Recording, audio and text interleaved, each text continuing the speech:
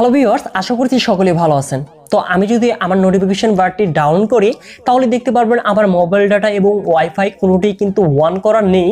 তবুও আমি যদি ইউটিউবে প্রবেশ করি তাহলে আপনারা দেখতে পারবেন আমার ইউটিউবটি কিন্তু দিব্যি চলছে।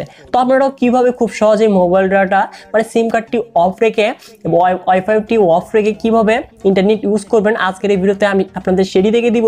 স্পেশালি যারা কিনা গেমার রয়েছেন তাদের জন্য এই ভিডিওটি একটা স্পেশাল ভিডিও হতে যাচ্ছে, কেননা আপনারা এয়ারপ্লেন মোডটি অফ রেখে মানে সিম কার্ডটি অফ রেখেই তাহলে কিন্তু আপনাদের কোনো এখানে ফোন আসবে না। আপনারা কিন্তু অনলাইনে যে গেমগুলো আপনারা প্লে করে থাকেন সেই গেমগুলো কিন্তু খুব সহজেই খেলতে পারবেন, কোনো প্রকার মানে কি কল দিয়ে বিরক্ত করতে পারবে না। তো এটি কীভাবে করবেন এখন আমি আপনাদের সেটি দেখে দিব। তো কথা না বাড়ি চলে যাচ্ছে ভিডিওতে।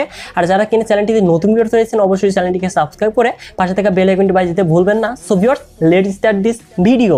সো ভিউয়ার্স, আপনারা কিভাবে আপনাদের ওয়াইফাই এবং মোবাইল ডাটাটি অফ রেখে এয়ারপ্লেন মোডটি অন রেখে ইন্টারনেট ইউজ করবেন আজকের এই ভিডিওতে সেটি দেখাতে যাচ্ছি। তো এটি করতে হলে প্রথমে যেটি আমাদের করতে হবে সেটি দেখিয়ে দিচ্ছি। অবশ্যই আমাদের এখানে এয়ারপ্লেন মোডটি অন করে নিব এবং অন করার পর আমরা চলে যাব আমাদের ডায়াল অপশনে এবং ডায়ালার অপশনে গিয়ে ডায়াল করব *#** 4636#*#*। তো এখানে স্টার প্রেস করার সাথে কিন্তু চলে যাবে আমাদের নতুন একটি সেটিং অপশন চলে আসবে। তো এখন ভিউয়ার্স এই ডায়াল অপশন করে অনেকের ফোনে নাও আসতে পারে, এর জন্য আমরা চলে যাব সেটিং অপশনে। সেটিং থেকেও কিন্তু এই অপশনটি পেয়ে যাব এবং মোবাইল অ্যাবাউটে চলে যাব এবং যাওয়ার পর আমরা একটু নিচের দিকে আসলে দেখতে পারবো ইন্টারনাল স্টোরেজ। তো জাস্ট আমরা এখানে 5-6 বার ট্যাপ করব এবং ট্যাপ করার সাথে সাথে দেখতে পারবো আমাদের কিন্তু এই ইন্টারফেসটি শো করবে এবং যে সিমটি দিয়ে আমরা ইন্টারনেট ইউজ করি সেই সিমটিতে ক্লিক করে দিব এবং ক্লিক করার পর ভিউয়ার্স এখানে দেখতে পাচ্ছেন লেখা আছে মোবাইল রেডিও পাওয়ার। তো দেখতে পারবো আমাদের এটি কিন্তু অফ করা রয়েছে, জাস্ট আমরা এটি অন করে দিব